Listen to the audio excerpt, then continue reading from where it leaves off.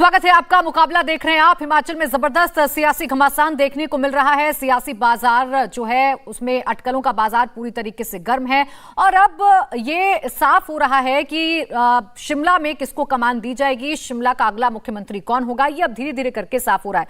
आलोक शर्मा जी, सवाल का जवाब रह गया था सर। बीजेपी के एग्जाम्पल आप दीजिएगा सर, बिल्कुल बताइएगा, रेफरेंस दीजिएगा, लेकिन मेरे सवाल का भी जवाब दे दीजिए सिर्फ कांग्रेस की बात करते हुए कि ये कांग्रेस के लिए क्या मुश्किल नहीं है कि आप जहां जहां पर सरकार बनाते हैं वहां आपके दो गुट सामने आते हैं और दो गुट अगर सामने भी आए, आला कमान से बात भी करें, वो तक तो ठीक है, सड़क पर शक्ति प्रदर्शन अपनों के ही खिलाफ? नहीं, किसी के खिलाफ नहीं है, समर्थन में है। वहां पर किसी के खिलाफ कोई नारेबाजी नहीं।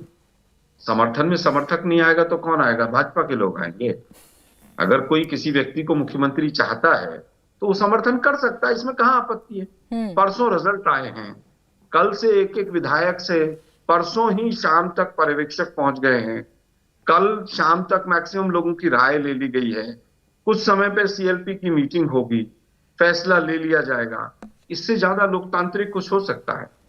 अब मेरे सवाल है, डिजिटल मार्केटिंग को सीखकर आपके प्रोडक्ट्स और सर्विसेज को दुनिया को बेचना चाहते हैं तो फ्रीडम ऐप को अभी डाउनलोड करें। डिजिटल मार्केटिंग का एक्सपर्ट बने। कि योगी आदित्यनाथ जिस दिन बने थे 7 घंटे तक वेंकैया नायडू जी ने क्या समझाया था? क्या पार्टी तोड़ने की धमकी थी? दूसरा, हेमंत बिश्व शर्मा जब आए थे आसाम से और अमित शाह जी से मिले थे तो क्या विधायकों को साथ लेकर आए थे? तीसरा, मनोहर लाल खट्टर को 2014 में जब बनाया गया था तो क्या विधायकों ने समर्थन दिया था? अगर हम ऊपर से कोई बना दे तो हाईकमान कल्चर है। आज अगर विधायक तय कर रहे हैं तो कांग्रेस परिवार जो है, गांधी परिवार जो है, वो बहुत कमजोर हो गया है। ना अंतर समझिए आलोक शर्मा जी, अंतर समझिए। जो 3 उदाहरण आपने दिए ना, मैं इसका जवाब अभी लूंगी के शर्मा जी से, लेकिन इन तीनों उदाहरण में आप बीच में क्यों कूद पड़ी? अरे सर सुनिए ना, मैं इसलिए कूद पड़ी क्योंकि मुझे आपसे जवाब लेना है। सुनिए ना, आप मेरे से इसलिए बैठी हूं मैं यहाँ पर, मेरा काम है ये। आप सुनिए, आप मेरे से सवाल कीजिए, तीखे से तीखा कीजिए। कर नहीं पाएंगे वैसे आप बीजेपी से सवाल, लेकिन 1-2 सवाल बीजेपी से भी पूछ लिया करें। चलिए सर, मैं आप मुझे, मैंने 3 एग्जाम्पल जब हम साथ बैठते हैं आप मुझे सलाह जरूर देते हैं आलोक शर्मा जी, ये सलाह आप मुझे जरूर देते हैं और मैं हमेशा कहती हूँ सर, जितनी अच्छी रीडिंग आप बीजेपी की करते हैं उतनी अच्छी रीडिंग अपनी भी कर लिया करें, अपनी पार्टी की कर लिया करें सर। आप जिस फजीहत का जिक्र कर रहे हैं, रुकिए ना, काम है बीजेपी की रीडिंग करना। बिल्कुल अच्छी बातें करिए सर, लेकिन अपने घर पर भी ध्यान रखिए। आपके घर के भीतर क्या चल रहा है उस पर भी जवाब देना सीखिए। अपने घर में क्या चल रहा है उसका भी जवाब देना सीखिए। मैं ये पूछ रही हूँ आपसे, मैं ये पूछ रही हूँ, आप लोकतंत्र का हवाला दे रहे हैं, मैं मान रही हूँ, आलोक शर्मा जी अगर कह रहे हैं तो मैं मान रही हूँ कि कांग्रेस में सबसे ज्यादा लोकतंत्र है, लेकिन ये कौन सा, आप सुनेंगे नहीं? अरे सुन तो लीजिए, अरे सुनिए ना, सुनिए सर, सुनिए मेरा सवाल सुन लीजिए फिर जवाब दीजिएगा आलोक शर्मा जी। मैं मान रही हूं, आलोक शर्मा जी ने मुझे बताया कि कांग्रेस सबसे लोकतांत्रिक पार्टी है। ये कौन सा लोकतंत्र है सर कि आप सड़क पर आ जाएंगे, आप आएंगे, आप कह रहे हैं चलिए समर्थन में नारेबाजी की, किसी एक नेता को लेकर समर्थन नहीं हो रहा है। 2 अलग अलग धड़े हैं, 3 अलग अलग धड़े हैं और समर्थक जुटे हुए हैं सड़कों पर। ये कौन सा लोकतंत्र है? आप मैनेज करने में क्या मैनेज कर नहीं पाते हैं क्या? पहले से भांप नहीं पाते क्या आप लोग? जो आपके घर की लड़ाई सड़क पर आती है फिर आप कहते हैं सवाल उठाते हैं हम। 5 धड़े हैं वहां पर, आपको पता ही नहीं चला। पता नहीं क्या करते हैं आप लोग स्टूडियो में। 3 धड़े बता रहे हैं आप, विजय जी से पूछ लेते। अरे सर ठीक है, 5 धड़े हैं, 5 धड़े हैं, 2 मैंने बोल दिया, चलिए सर माफ कर दीजिए मुझे। अरे माफ कर दीजिए सर, माफ कर दीजिए। 5 धड़े हो गए, 5 धड़े हो गए आलोक शर्मा जी। अरे सर 5 धड़े हो गए, मान लिया मैंने, माफ कर दीजिए सर, मुझसे चूक हो गई।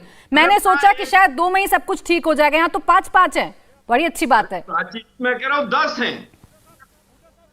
आडवाणी जी, अटल जी हमेशा 2 धड़ों में रहे। लोकतंत्र की खूबसूरती बहुत चिंता है आपको बीजेपी की।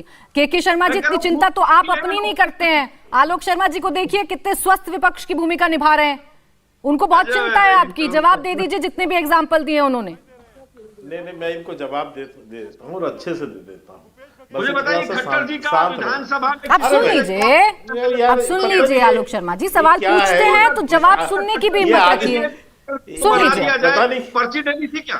अरे सर समय ऐसे ही खत्म होता है आलोक शर्मा जी, आप जानते हैं बहुत अच्छे से कि कैसे समय खत्म करना है।